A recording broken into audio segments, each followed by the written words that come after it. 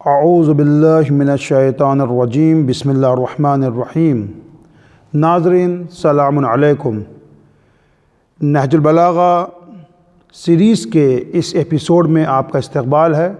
خداوند متعال سے دعا ہے کہ آپ کہیں بھی ہوں، شاد اور آباد ہوں اور صحت اور سلامتی کے ساتھ ہوں۔ نہج البلاغہ سیریز میں ہم مولا کائنات حضرت علیہ السلام کے وہ کلمات جو نہج البلاغہ کے اندر ہیں، جن کی تعداد 480 ہے، 480 ہے، ان میں سے بعض کلمات کو سمجھنے کی کوشش کرتے ہیں۔ آج بالکل اسٹارٹنگ کا کلمہ ہے، کلمہ نمبر 2، حکمت نمبر 2، اس کو سمجھنے کی کوشش کرتے ہیں۔ قال علی علیہ السلام، آپ فرما رہے ہیں، ازرا بنفسہ من استشعر الطمع ورضی بالذل من کشف عن ذرہ وحانت علیہ نفسہ من امر علیہ لسانہ۔ اس کلمے میں حضرت نے، کلمہ نمبر 2 میں حضرت نے 3 چیزوں کی طرف اشارہ کیا ہے۔ سب سے پہلے آپ نے فرمایا ازرا بنفسہ من استشعر الطمع، جس نے طمع کو، جس نے گریڈ کو، لالچ کو اپنا شعار بنا لیا، اپنی عادت بنا لی، اس نے اپنے آپ کو سبک کر لیا، ہلکا کر لیا، اپنے آپ کو ڈی ویلیو کر لیا، اپنی ویلیو کو گھٹا لیا، جس نے لالچ کو اپنا شعار اور اپنی عادت بنا لیا۔ پھر ارشاد فرمایا وَرَضِیَ بِالذُّلِّ مَنْ كَشَفَ عَنْ ذُرِّهِ، جس نے اپنے پریشان حالی کو، اپنی مصیبت کو، اپنی پریشانی کو دوسروں سے بیان کیا، دوسروں سے اس کا اظہار کیا، وہ ذلت پر آمادہ ہو گیا، وہ اپنی بے عزتی پر تیار ہو گیا، ریڈی ہو گیا۔ وحانت علیہ نفسہ من امر علیہ لسانہ، اور جس نے اپنی زبان کو قابو میں نہ رکھا، اپنی زبان کو کنٹرول نہیں کیا، اس نے خود اپنی بے وقتی کا سامان کر لیا، اپنے آپ کو جو ڈی ویلیو کر لیا، اپنے آپ کو بے وقت کر لیا۔ تو سب سے پہلے حضرت نے لالچ کی طرف اشارہ کیا کہ ازرا بنفسہ من استشعر الطمع، وہ اپنی ڈی ویلیو کرنے کے لیے اپنے آپ کو آمادہ ہو گیا، ریڈی ہو گیا، اس نے اپنی کو سبک کر لیا، ہلکا کر لیا۔ دیکھیں، لالچی جو آدمی ہوتا ہے اور جو لالچ ہوتی ہے، وہ اس کی کوئی باؤنڈری نہیں ہے، کوئی حد نہیں ہے۔ جب ایک آدمی لالچ پر آمادہ ہو جاتا ہے اور لالچی ہو جاتا ہے، اور دیکھیں حضرت نے شعار استشعر الطمع، شعار بنا لیا، یعنی شعار کہتے ہیں، استشارہ کہتے ہیں اس لباس کو جو اندر پہنا جاتا ہے۔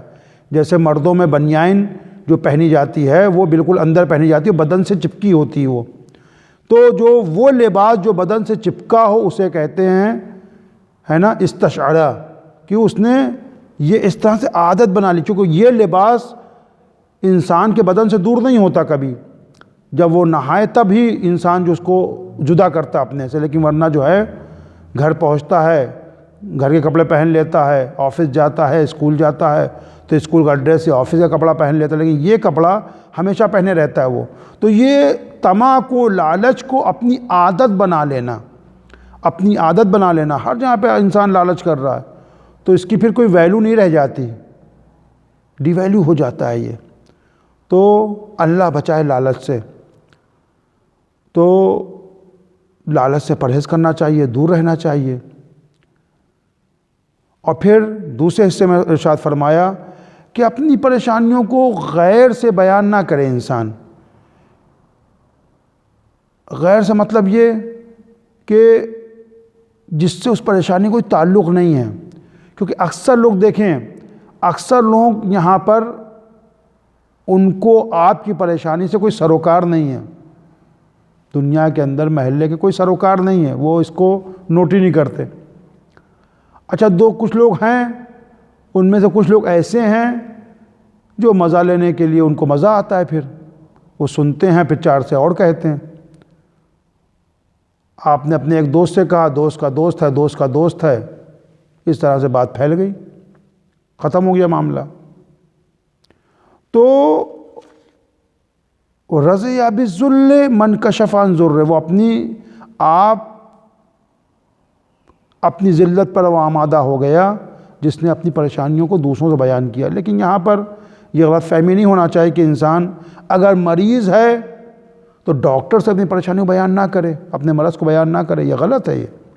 یہ مطلب یہاں پر ہرگز نہیں ہے کہ ہم اپنی پریشانی کو، اپنے مرض کو، اپنے درد کو ڈاکٹر سے بیان نہ کریں۔ ڈاکٹر سے بیان کرنا ہے کہ جب ڈاکٹر سے ہم اپنے مرض کو چھپائیں گے تو ڈاکٹر ٹریٹمنٹ نہیں کر پائے گا وہ۔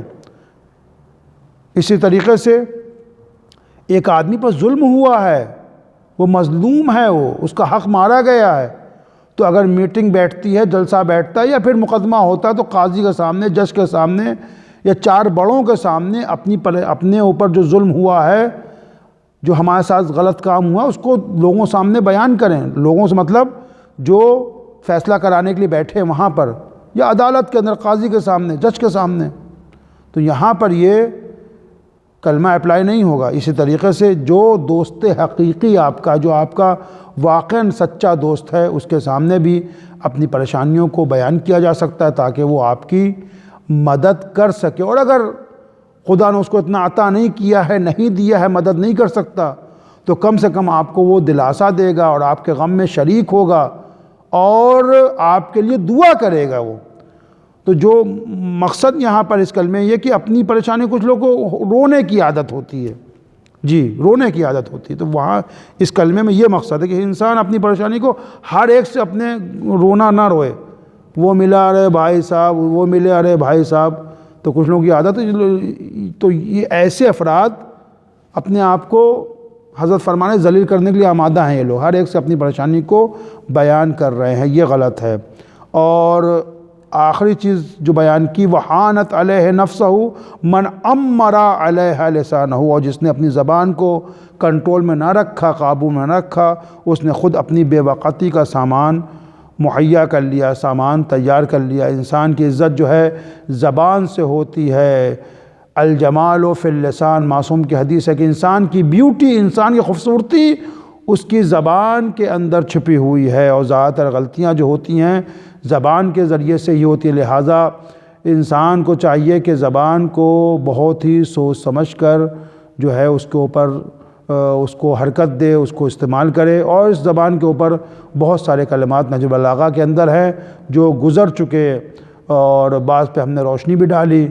ان میں سے جو ہے اذا تم العقل و نقص الکلام، جب عقل کامل ہو جاتی ہے، عقل پرفیکٹ ہو جاتی ہے تو باتیں کم ہو جاتی ہیں۔ یا پھر اسی نہج البلاغہ میں حضرت نے فرمایا المرء مخبوء تحت لسانہ، انسان اپنی زبان کے نیچے چھپا ہوا ہے۔ یا پھر فرمایا لسان العاقل وراء قلبہ وقلب الاحمق وراء لسانہ، عاقل کا زبان اس کے دل کے پیچھے ہوتی ہے۔ عاقل پہلے سوچتا ہے، عقل مند پہلے سوچتا ہے، پھر بات کرتا ہے، پھر ٹاک کرتا ہے وہ، اور اس کے بعد احمق کی زبان جو ہوتی ہے اس کا دل، احمق کا دل اس کی زبان کے پیچھے ہوتا ہے۔ احمق ایک فول انسان، ایک بے وقوف انسان پہلے بول لیتا ہے پھر سوچتا ہے۔